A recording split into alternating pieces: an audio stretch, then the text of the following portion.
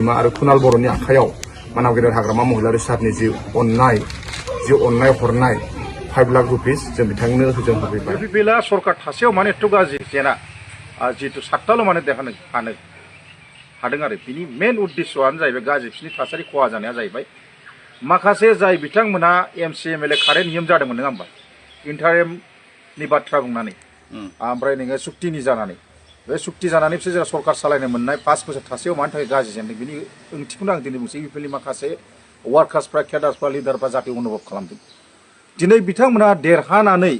communication पाब्लिकजों मोजाङै सावराया माबा नोंफा IPS अफिसारफोर जानाय बायदि डिसिएसपिफ्रासो देरहानाय लोगो लोगो सिरि जिरायनाय अफिसाव थाबाय थायो पाब्लिकजों मोनसे गुड रिलेशनशिप होननाय बुस्थुआनो गैया सेथि नाम्बाराव बिनि थाखाय पाब्लिकफ्रा बिसोरखौ गाज्रि मोनदों एक नाम्बाराव बेयाव बिराद गाज्रि जेननायनि बिटिसिनि पजिटिभहीन गाज्रि जेननानै जिहेतु बिफा 28टा मोननो फुरा माने देरहानानै जाहाथे साक्सेसफुल जानो हादों आरोखि दा बेनो मेन उद्देश्यआ जे बे इउपिपिएलनि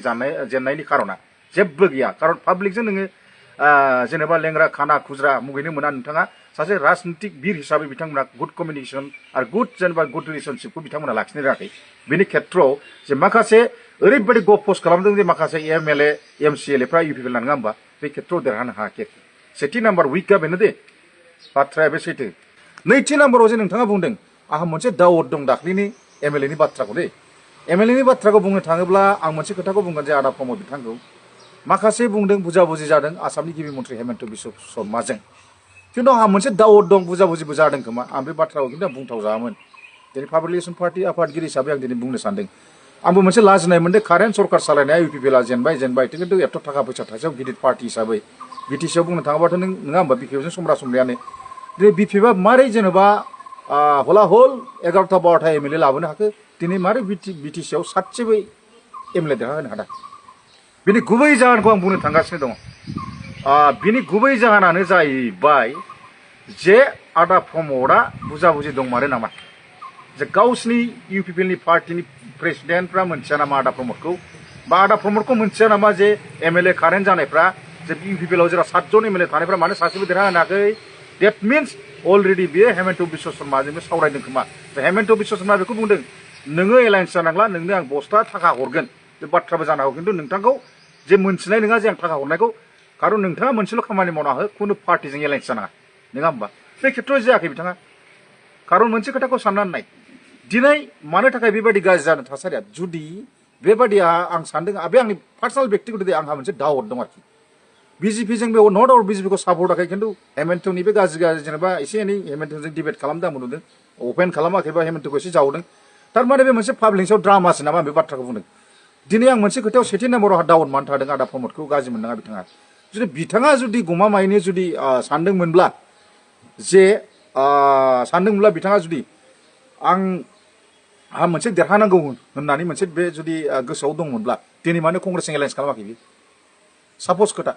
दिनै कंग्रेसजों जुदि एलायन्स खालामा परबद्र 100% देरहायो कंग्रेसनो हगारबा बे देरहाबावगौमोन कंग्रेसआ इउपिपिएलआ 100% नोंनि बावखुंग्रियाव देरहायोमोन कंग्रेसजों एलायन्स जानाय लोगो लोगो ओमफ्राय नोङो माबायावबो देरहायोमोन गसाइगाव कनस्टिटुएन्सियावबो देरहायोमोन कंग्रेसजों एलायन्स जानाय लोगो दतमायावबो देरहायोमोन कंग्रेसजों एलायन्स बिथाङा मानो जायाखै डेट मिन्स बिथाङा अलरेडि आसामनि गिबि मन्थ्रि हेमन्त बिश्व शर्माजों बे थाखा फैसा बुजाबुजि सिङाव जादों बेखौ 100% आं निश्चितबाय बेखौ मिथिगौ बेबायदि सानदों आं गृह बिश्वास आंहा मोनसे डाउट दं आरोखि बेखौ बयबो माखासे इउपिपिएलनि वार्कार्सफोरा आं नाम खारलाया जुदु मुदुफ्राबो बुंदों खारन मोनसे खोथायाव डाउटआ मानो थाखाय क्लियारलि आं स्टेटमेन्ट होनो सानदों बिथाङा मानो एलायन्स जायाखै हारसिङै बियो मोनसे एथ' फिसा पार्टी जानानै जे एखेबारे फुरा अल आसामाव गेलेनो साननो बायदि 22-23टा केन्डिडेट मानो थाखाय बेलाय बेयाव डाउट दंना गैया नोंथांमोनहाबो साननानैलाय जोंनि थाखाय गोग्गाथाव बाथ्रा आरो जोंनि थाखाय रंजाथाव बाथ्रा सासे गोरिब न'खराव रोंगौथि गोनां फिसा हौवा जों मोननो थांगासिनो दङ थिग बेबादिनो दिनै कुनाल बर' बिथाङा हायद्राबादनि IITआव एडमिसन मोननो हाबाय कुनाल बर'नि बिफाया सासे रिक्सासो सालायदों आरो मानाव गेदेर हाग्रामा महिलारि सारनि गिदिर मोनसे अननाय जोंखौ मैया मानाव गेदेर बिटिसि चिफ हाग्रामा महिलारि सारा बिथांनि न'आव दावबायफैनो थाखाय खबर लाफैनो थाखाय मैया जोंखौ थिनहरदोंमोन दिनै आरो बिथाङा कुनाल बर'नि फरायनायाव 4 बोसोर बिथाङा हायद्राबाद IITआव फरायगोन बिनि गटे खरसाखौ बानजोबनानै बिथाङा 5 लाख 5 लाख जोंखौ कुनाल बर'नो होफैनो होदों थिग बेबायदिनो दिनै जोङो कुणाल बर'नि आंगो बिफा कुणाल बर'नि आंगो बिमा आरो कुणाल बर'नि आखायाव मानाव गेदेर हाग्रामा महिलारि सारनि जि अननाय हरनाय 5 लाख रुपिस जों बिथांनो जों होफैबाय आङो गिबियावनो आफा अबंलावरिनो आर'ज खालामो कुणाल बर'आ जे हायद्राबादाव IIT फरायनो थांगासिनो दङ बे मोजाङै मोजां फरायनानै मोजाङै मोजां कर्स जोबनानै बिमा बिफाया लुबैनाय बायदियै जोंनि बड'लेण्डआव रोंगौथि गोनां सासे इन्जिनियार जानानै बिथाङा मोजां सफैफिनो आरो बिथांनि फरायनाया साक्सेस जायो आफा अबंलावरिया कुणाल बर'खौ अराय सम अनथों मानाव गेदेर हाग्रामा महिलारियाबो बिराद मोनसे आसा लानानै गोरिबनि न'खरावबो एसेबां रोंगौथि गोनां जोंहा सासे फिसा हौवा जोनोम जायो आरो बिथांनिबो फरायनाया जे मानाव गेदेर हाग्रामा महिलारि सारनि अननाय मोनामोनब्ला आसखान्दा जानो थांगासिनो दं बेखौ मानाव गेदेर BTC चिफ हाग्रामा महिलारि सारा मिथिगौ आरो बिनि थाखायनो मानाव गेदेर हाग्रामा महिलारि सारा बे कुणाल बर'नो गावनि फरायनायाव साक्सेस जानांगौनि थाखाय दिनै 5 लाख रां हरदों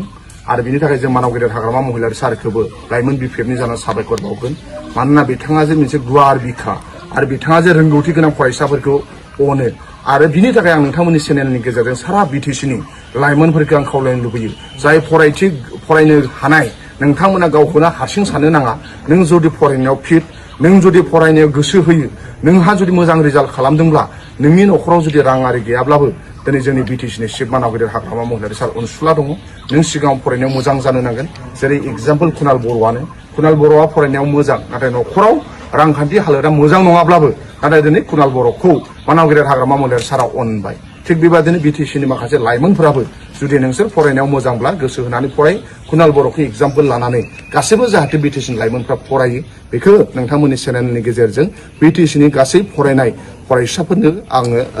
नायनो थाखाय बा बुजिनो थाखाय खावलायहरनाय थाबाय थेंक इउ जाबाय दे